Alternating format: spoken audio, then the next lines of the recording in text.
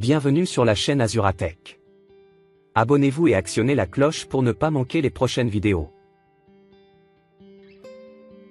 Bonjour, je vous propose aujourd'hui de réaliser ensemble un suivi de trésorerie. Voici déjà mon point de départ. J'ai fabriqué ici mon tableau, donc très simple. Imaginons que je commence mon activité un 2 janvier de cette année. J'ai un capital de départ, 5 000 €, et je ne l'ai pas encore déposé en banque. Mais quand je déposerai ceci en banque, il sera vu sur mon relevé bancaire et je cocherai la case. Ensuite, je vais monter un petit tableau juste au-dessus où j'aurai toujours le solde en réel et le solde en banque. C'est ce qu'on appelle le solde. Je vous l'écris juste à côté. Ici, solde, je valide et je le mets un petit peu à droite. Alors, il y a toujours une différence en trésorerie entre le réel, ce que j'ai réellement dépensé ou encaissé, et ce qui est réellement donc sur ma banque, sur mon relevé bancaire. Il y a toujours un décalage. Il est intéressant en trésorerie de toujours voir ce décalage entre le réel et ce qui est en banque. Donc, je vais vous montrer comment on va petit à petit structurer donc ce tableau et comment on va rentrer les informations pour suivre réellement nos mouvements, tant en réel qu'en banque.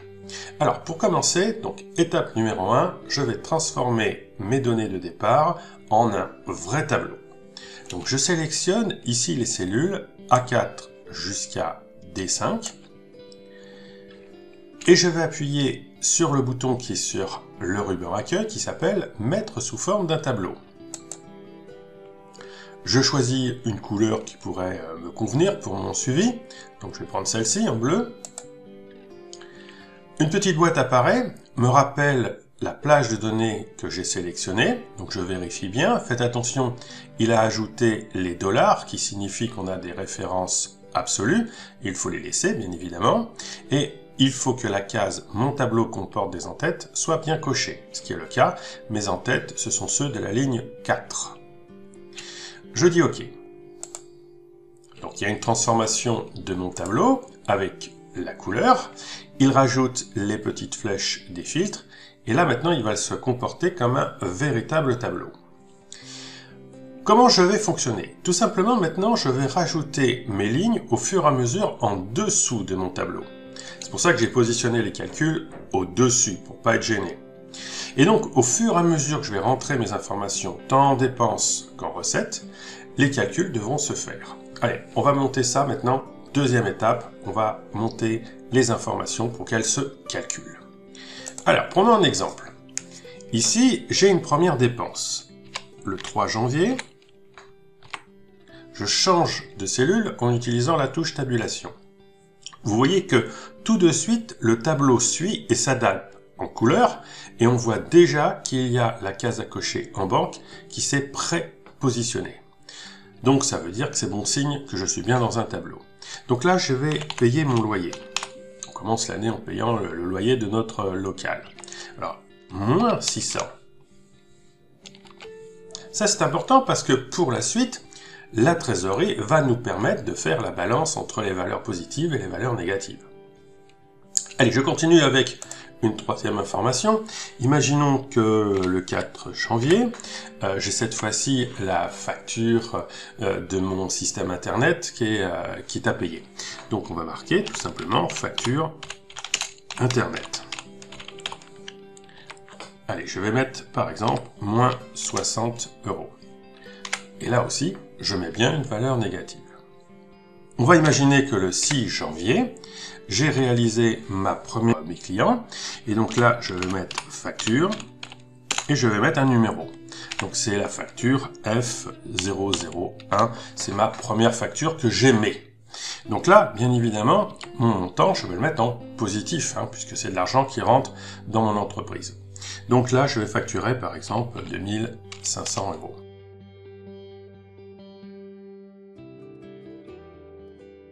Troisième étape, calcul des soldes. Donc je me place ici sur la case C2 et je vais calculer le solde réel, donc ce qui s'est réellement passé pour suivre ma trésorerie au jour le jour. Donc ici, je vais tout simplement faire une somme automatique La somme automatique, je vais montrer les 4 cellules ici des montants. Et vous voyez qu'automatiquement, la formule ne met pas de la cellule C5 à la cellule C8. Non, il met tableau 1, montant. Tableau 1, c'est le nom par défaut qui a été donné à mon tableau, à mon vrai tableau, puisque j'ai fait une fonction de tableau. Et montant, entre crochets, c'est le nom de la colonne, ce qu'on appelle le nom du champ. Je n'ai plus qu'à valider et j'ai le résultat qui a été effectué. Donc il a additionné toutes les valeurs positives, donc c'est-à-dire 5000 et 2005, et il a soustrait les valeurs négatives, c'est-à-dire moins 600 et moins 500. Et donc ça se fait automatiquement. Je n'ai pas besoin de redéfinir à chaque fois la zone. Je vous montre tout de suite. Imaginons que j'ai une nouvelle dépense. Je fais une nouvelle dépense le 8 janvier. 8 janvier. J'ai par exemple mis du carburant dans mon véhicule pour aller voir mes clients. Donc je mets carburant, sans faute d'orthographe ce serait mieux, carburant, et là j'ai fait une dépense de 65 €. Donc je mets bien moins 65. Automatiquement, le réel s'est recalculé.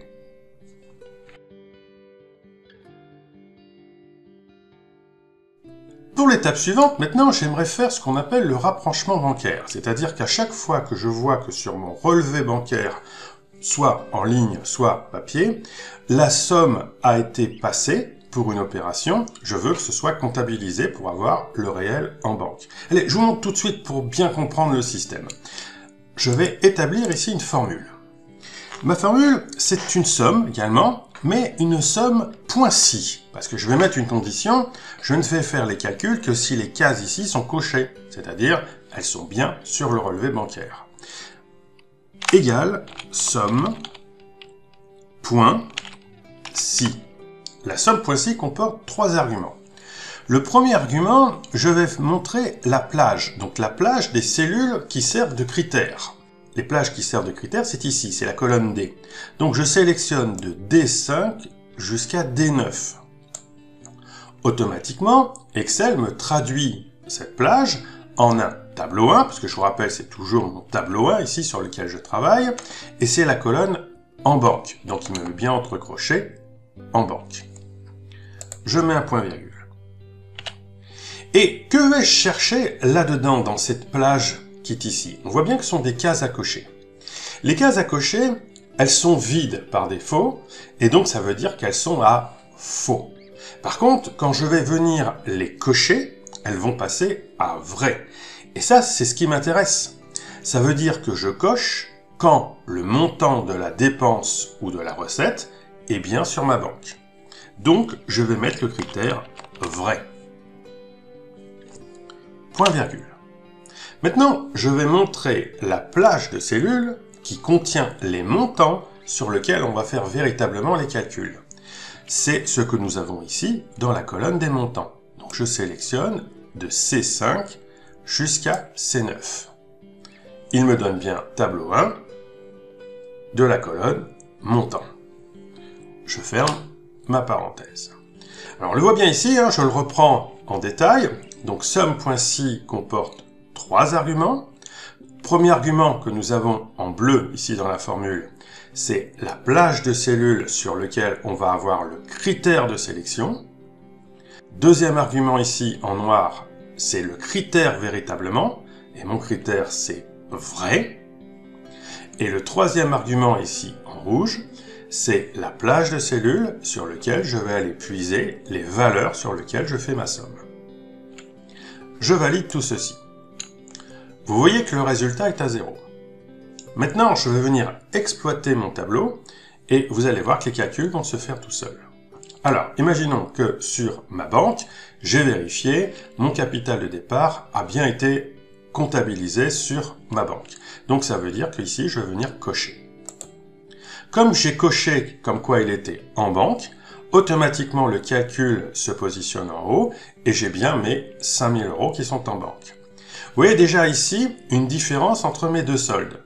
Moi, je sais que dans mon activité déjà, depuis le début de l'année, j'ai un montant de 6775. Parce que je sais que j'ai facturé et je sais que j'ai eu des dépenses. Par contre, véritablement en banque, je n'ai que 5000. C'est ce qui montre une différence toujours entre le solde réel et le solde bancaire. Continuons notre démonstration. Imaginons que ma facture Internet est passée. Donc, elle a été comptabilisée en banque. Je coche ici. Ça veut dire que la dépense est comptabilisée en banque et elle vient se déduire de mon résultat bancaire. Donc, je mets à jour, toujours pareil, mon solde. Et je vais continuer comme ça à travailler. Imaginons que mon loyer a été aussi passé au niveau bancaire, donc je le coche.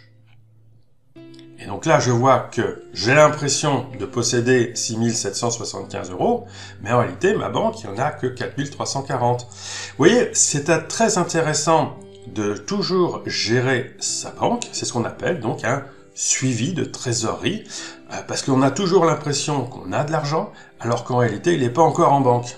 Et si on a tendance à dépenser trop vite l'argent qu'on croit avoir en banque, eh ben, on peut avoir des agios. Je vais continuer ma démonstration pour bien vous montrer le fonctionnement de tout ceci. Je vais rajouter ici, par exemple, le 10 janvier. Imaginons que j'ai fait une deuxième facture pour un client. Donc je fais facture F002. Et là, j'ai facturé un client à hauteur de 1200 €. Donc là, je le mets bien en positif. Vous voyez qu'en réel, je passe automatiquement à 7 975, mais ce n'est toujours pas en banque. Il y a toujours un décalage entre le fait que j'ai mis ma facture et que je la donne à mon client et le fait qu'il me paye réellement. Je vais rajouter le 10 janvier une dépense. Donc imaginons que par exemple j'ai acheté des fournitures de papeterie. Donc on va mettre fourniture. Donc j'avais besoin de marqueurs, de stylos, de calepins pour travailler. Donc j'en ai eu pour 250 €, moins 250. Donc je mets bien ma dépense en négatif. Vous voyez qu'elle passe bien sur mon réel, mais elle n'est pas encore en banque. Je continue ma simulation.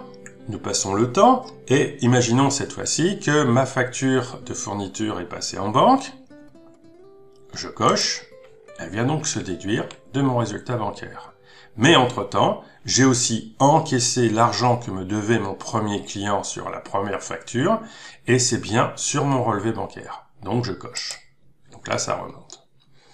Et donc, je reviens une dernière fois pour l'explication. Vous voyez, à partir de ce système, vous allez pouvoir suivre très précisément ce que vous dépensez et ce que vous encaissez réellement, et savoir également ce qui est passé sur votre compte bancaire pour toujours avoir les soldes réels et les soldes bancaires.